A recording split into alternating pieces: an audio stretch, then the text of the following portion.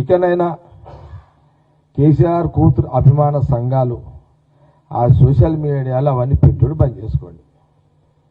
రాజకీయ విలువలతో కూడుకున్న రాజకీయం చేసుకొని నాయకులు కండి అని హితు అది పొలిటీషియన్గా నేను సజెషన్ చేస్తున్నాను. ఇప్పుడు ఆమె ఎవరు? కేసీఆర్ కూతురు కాబట్టి లీడర్ అయింది. జగ్గారెడ్డి ఎవరు? జగ్గారెడ్డి నేను లీడర్ని.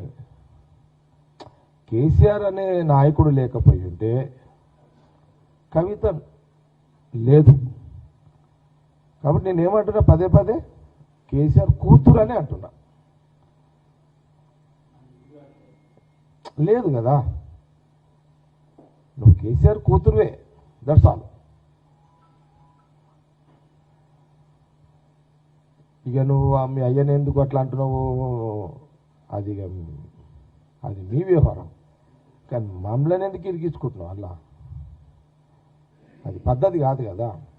కాబట్టి మళ్ళీ మళ్ళీ చెప్తున్నాను,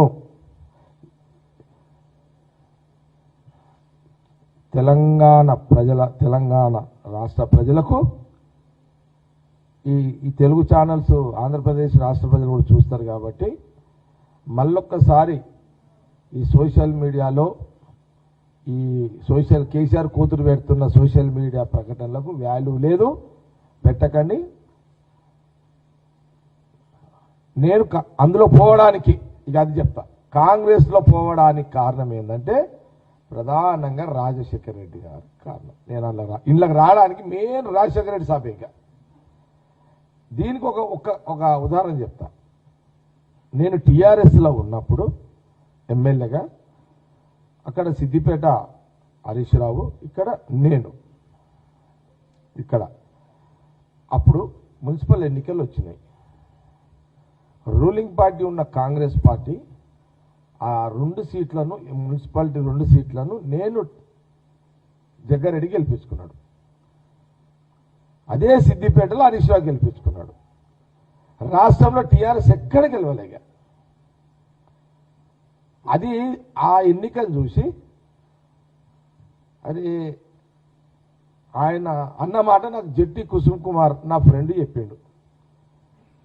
ఆయన కుసుమ్ నా దగ్గర కుసుమ్ వచ్చిండు, రాజశేఖర రెడ్డి సాబు ఒక వార్త నీకు చెప్పమన్నాడు అని. ఏంది కుసుమ్ అన్న, నువ్వు రాజశేఖర రెడ్డి సాబు రాజకీయంగా నచ్చినావంట, నువ్వు ఇష్టం ఉంటే మనస్ఫూర్తిగా రాగలిగితే కాంగ్రెస్లో జాయిన్ చేసుకోవడానికి అని నన్ను మన కుసుమ్ వచ్చి అడిగింది నన్ను. రాజశేఖర రెడ్డి టాప్ లీడర్ రాజకీయంగా, అది నిజమే మరి అని ఆయన అన్నమాట కూడా, రాజశేఖర రెడ్డి గారు అన్నమాట కూడా చెప్పమన్నాడంట. ఏం చెప్పమన్నాడంటే, జగ్గారెడ్డి నాకు నచ్చినాడానికి కారణం ఏంటంటే మున్సిపల్ ఎలక్షన్లకు సంబంధించిన మన కాంగ్రెస్ పార్టీ నాయకులు ఎవరైతే ఉన్నారో, అంటే ఇది పార్టీకి సంబంధించినవి కాదు, ఇది జగ్గారెడ్డి వర్సెస్ ఇది ఇండివిజువల్గా నడుస్తున్న లెక్క ఇదంతా. నేను టీఆర్ఎస్ ఉన్నా కూడా ఇండివిజువల్ మీద చర్చ ఇదంతా. అయితే అప్పుడు ఇమ్మీడియట్లీ ఆయన అక్కడ మీద కొన్ని కాంప్లైంట్స్ ఇచ్చారనమాట వాళ్ళు, లోకల్ లీడర్స్, మా జిల్లా లీడర్స్ పేర్లు అవుతుంది. ఇక్కడ జగ్గారెడ్డిని తట్టుకోలేము. రాజశేఖర రెడ్డి గారు వీడియో కాన్ఫరెన్స్ చేస్తాడు మబ్బులు 5 గంటలకు, 5కి 5 గంటలకు వీడియో కాన్ఫరెన్స్ చేస్తాడు రాజశేఖర రెడ్డి సార్. ప్రతి ఎలక్షన్కి అంతే. ఆయన 4:30 నుంచి స్టార్ట్ చేస్తే ఆయన 6 గంటల వరకు టెలికాన్ఫరెన్స్. ఆ టెలికాన్ఫరెన్స్లో సంగారెడ్డి హెడ్ క్వార్టర్ 2 మున్సిపాలిటీకి సంబంధించి వచ్చేస్తే అప్పుడు అక్కడ ఎవరు ఉన్నారు, సునీత ఉంది, ఆడ సునీత లక్ష్మారెడ్డి ఉంది. వాళ్ళు కానీ అక్కడ జిల్లా నాయకులు ఏం చెప్పారంటే, మిగతా దగ్గర కవర్ చేయగలుగుతాం కానీ సంగారెడ్డిలో మట్టుకైతే సదాశివపేటలో చేయలేము. జగ్గారెడ్డి కొంత ఆ బూతులని ఆయన కంట్రోల్ ఉంటాయి, ఆయన దౌర్జన్యం కూడా చేస్తాడు, పోలీసు వాళ్ళని అటాక్ చేస్తాడు, బూతుల మీద దాడి చేస్తాడు, బీభత్సం చేస్తాడు ఆయన అని వీళ్ళు కాంప్లైంట్ ఇచ్చిరంట. అది కాంప్లైంట్ ఇచ్చినప్పుడు రాజశేఖర రెడ్డి గారికి మరి ఏమనిపించిందో, ఇక ఆయన స్టైల్ అదే కదా ఆయనది కూడా. ఇక ఆయన అనుకున్నాడేమో, వీడు నా తిరిగి వెళ్ళిండేమో ఆయన అనుకున్నాడేమో రాజశేఖర రెడ్డి సాబు, ఇక అనుకున్నాడేమో. అయితే రాజశేఖర రెడ్డి సాబు ఈ మాట అయితే ఇట్లా అయిందంట, ఇక అయిందంట. మరి నేను అందుకే నా దగ్గర అప్పుడు ఇన్ఛార్జ్ సరే వాళ్ళు అడిగారు అనమాట. అడిగితే రాజశేఖర రెడ్డి సాబ్ ఏం చేశాడు, వ్యాస్ అని ఎస్పీ వ్యాస్ అంటే ఆయన చనిపోయిన వ్యాస్ కాదు, ఇంకొక వ్యాస్ ఉన్నాడు అతను. ఆ వ్యాస వరకు బాగా టచ్ ఉంటాడంటే మన మన మన ఎక్స్సీఎం కాసు కృష్ణ మినిస్టర్ ఉండే కాసు కృష్ణారెడ్డి గారు బాగా దగ్గర ఉంటాడు ఆయన. కృష్ణారెడ్డి సాబ్ పెద్ద మనిషి, సివిల్ సప్లై మినిస్టర్ ఉండే ఉమ్మడి రాష్ట్రాల్లో. ఆయన బాగా దగ్గర ఉంటాడు. ఆయన వ్యాస్ గారు ఎక్కడున్నారు ఇప్పుడు, కానీ ఆయనను ఆడేసిర్రు సంగారెడ్డిలో వేసేస్తే సంగారెడ్డిలో వేసిర్రు ఆయనని ఇన్ఛార్జ్. సంగారెడ్డిలో వేస్తే లేదు ఈ రెండు కాంగ్రెస్ గలో టాక్ టాక్ టాక్ అనేసరికి ఆడున్న పోలీసు వాళ్ళు డిఎస్పీ అందరూ కూర్చోబెడితే పాపగాడ శ్రీధర్ రెడ్డి అని ఒక ఎస్ఐ ఉండే అప్పుడు, ఇప్పుడు డిఎస్పీ ఇక్కడ ఎక్కడ ఉన్నాడు సిటీలో. ఆయన ఏంటంటే సార్ అనవసరంగా జగ్గారెడ్డిని ఎందుకు, జగ్గారెడ్డి ముట్టుకోకపోతే కొంత మనం ట్రై చేస్తే బయటపడవచ్చు, ఆ ముట్టుకుంటే దాన్ని అడ్డం పెట్టుకొని ఇంకా ఆయన ఎక్కువ చేస్తాడు సార్ ఆయన, ఎందుకు ఆయన నాకు తెలుసు కదా ఆయన అవకాశాన్ని సద్వినియోగం చేసి పడేస్తారు సార్ ముట్టుకోకుండా అని అన్నాడంట.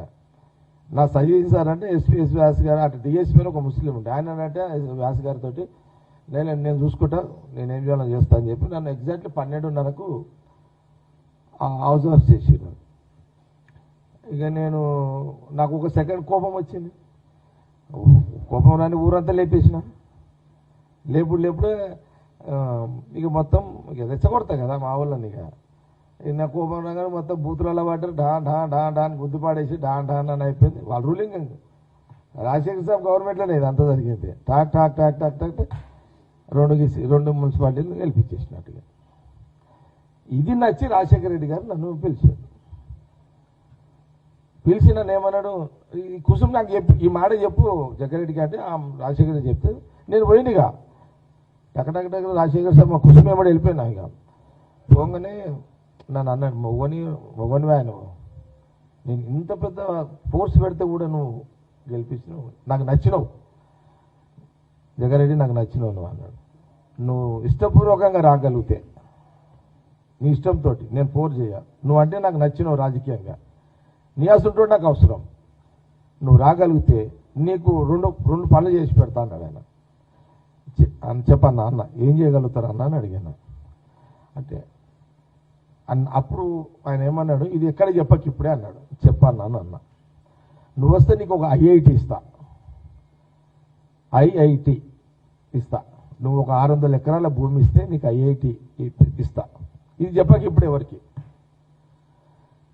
నీ సింగిల్ రోడ్ కదా బాంబే హైవే, ఏది నాకు పడంచెరు నాకే ఉండే అప్పుడు, గంగారం నుంచి వయా లింగంపల్లి, రామచంద్రాపురం, పటాన్చెరు, ముత్తంగి, రుద్రారం, సంగారెడ్డి చౌరస్తా దాకా నీకు 4-వే హైవే లైన్ ఇస్తా అని చెప్పి నేను.